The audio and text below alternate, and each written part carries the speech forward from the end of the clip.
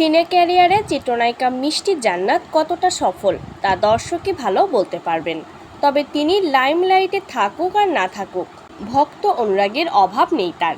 নিয়মিত শোবিজের বিভিন্ন ইভেন্টে যোগ দেওয়ার পাশাপাশি তাকে বিভিন্ন ব্র্যান্ডের শুভেচ্ছা দূত হিসেবেও দেখা যায়। পেশায় তিনি একজন দন্ত চিকিৎসক, পাশাপাশি দুবাইতে রয়েছে তার নিজস্ব ব্যবসা। সব মিলিয়ে আলোচিত এই তারকাকে নিয়ে ভক্তদের কৌতূহলের শেষ নেই। ঢাকায় চলচ্চিত্রে কাজের সূত্রে বিভিন্ন সময় বিভিন্ন জনের সঙ্গে নাম জড়িয়েছে মিষ্টি জান্নাতের। তাদেরই একজন মেগাস্টার শাকিব খান।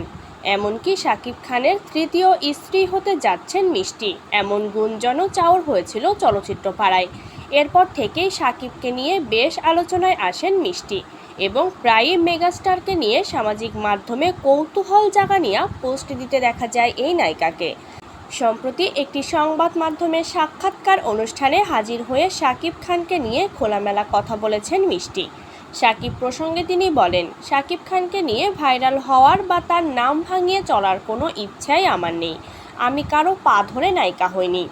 মিষ্টি জান্নাতের এক কৌতূহল জাগানিয়া পোস্টের মধ্যে একটিতে দেখা যায় বিমানে একই সিটে বসে শাকিবের সঙ্গে কোথাও যাচ্ছেন মিষ্টি জান্নাত। অনেকে এই ছবি দেখে দুইয়ে দুইয়ে চার মেলালেও অনেকে আবার কথা তোলে ইন্ডাস্ট্রিতে নিজের স্থান পোক্ত করতেই নাকি শাকিবের সঙ্গ দিয়েছেন মিষ্টি।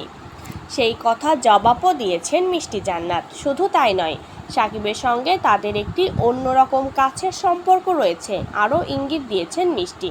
বলেছেন, আমি কারোর পা ধরে নায়িকা হইনি। শাকিবের সাথে যখন ওই যে আমার প্লেনের ছবিটা, ওই দিনই ওর বাসায় আমি গিয়েছি।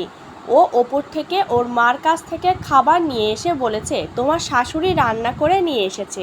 সাক্ষাৎকারে মিষ্টির কাছে জানতে চাওয়া হয়, শাকিব খান যদি সব ছেড়ে তার কাছে আসতে চান তবে তিনি কী করবেন। জবাবে এই চিত্রনায়িকা বলেন, সে যদি শুধুমাত্র তার দুই ওয়াইফকে নিয়ে থাকে বা তাদের ডিভোর্স দেয় সেটা তো না, তার তো অনেক অনেক গার্লফ্রেন্ড থাকে, সো ওইটা আগে বন্ধ করতে হবে না। শুধু তাই নয়, এই সাক্ষাৎকারে শাকিব খানকে সরাসরি খ্যাত বলেও মন্তব্য করেছেন মিষ্টি জান্নাত।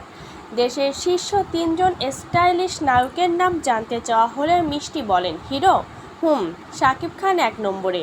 এটা এখন, আগেও স্টাইলিশ ছিল না, আগে খ্যাত ছিল, সরি টু সে শাকিব। নিজের বক্তব্যর ব্যাখ্যা দিয়ে এই নায়িকা আরও বলেন, শাকিবকে সবাই এটাই বলতো, আমি যখন ছোটবেলায় ফার্স্ট ওকে এফডিসিতে দেখতে যাই ও লিপস্টিক লাগাই বসে থাকতো। ওটা দেখে আমি বেশ হতাশ হয়েছিলাম। মনে মনে বলেছিলাম, ও মাই গড, কামন, লাল লিপস্টিক পরে আছে হিরো, এটা হতে পারে? ওটা দেখে আমার এত বিরক্ত লেগেছিল যে এরপর থেকে ওকে দেখলেই আমার বিরক্ত লাগতো। তবে ও যখন শিকারি সিনেমায় অভিনয় করলো তখন ওকে দেখে ঠিকঠাক লেগেছে। তবে শাকিব খানের এই ভোলবদল ও বড় পরিবর্তনকে সাধুবাদ জানিয়েছেন মিষ্টি জান্নাত। তার ভাষায়, মানুষের চেঞ্জ হওয়া উচিত না। তুমি যেরকম আছো তুমি সেরকম কেন থাকবা? আর যে সুপারস্টার বা অনস্ক্রিনে কাজ করছে তার তো নিজেকেও দেখা উচিত যে কি করলে তাকে ভালো লাগবে বা পরিবর্তন আসবে। সো এটা অবশ্যই প্রশংসনীয়।